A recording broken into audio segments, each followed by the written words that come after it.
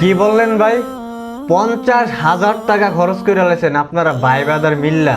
আবার কি বললেন ভাই? পানিও খাইছেন। তা ভাবেন তো ভাই, এই 50,000 টাকা যদি ভাই একটা এতিমখানায় দিতেন, এতিমখানার বাচ্চা পোলাবেন রে ভাই, খাওয়া দাওয়া করে আপনার গলায় দোয়া করতো না ভাই? নতুন বছর শুরু করছেন কি দিয়ে ভাই? উল্টা পাল্টা গান বাজনা দিয়া। নতুন বছর যদি ভাই শুরু করতেন না ভাই একটা এতিমখানায় দিয়া, এই বছরের শুরুটা ভাই আপনার অনেক ভালো কাটতো জানেন। আপনারা 50,000 টাকা উল্টা পাল্টা ভাবে খরচ করছেন।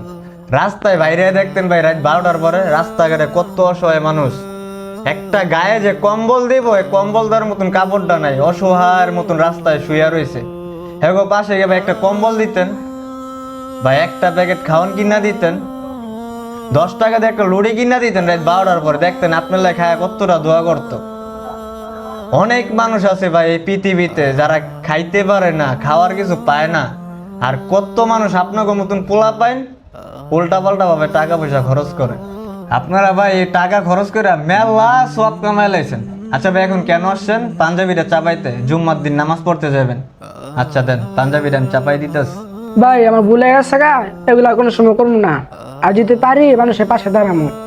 আমাদের সমাজে এখনো অনেক মানুষ আছে ভাই, যারা কিনা নতুন বছর শুরু করে হই হুল্লাস বোম দিয়ে গান বাজনা দিয়ে। এগুলা কেন করো ভাই? তুমি নতুন বছর গরিব দুঃখীদের পাশে দাঁড়াও। যেই টাকা দিয়ে বোম কিনবে, যেই টাকা দিয়ে বক্স ভাড়া করবে, সেই টাকা দিয়ে গরিব দুঃখীদের পাশে দাঁড়াও। আর বিশেষ করে এসব গান বাজনা তো ভাই আমাদের ইসলামে জায়েজ নেই, তারপরও কেন ভাই তোমরা বুঝো না?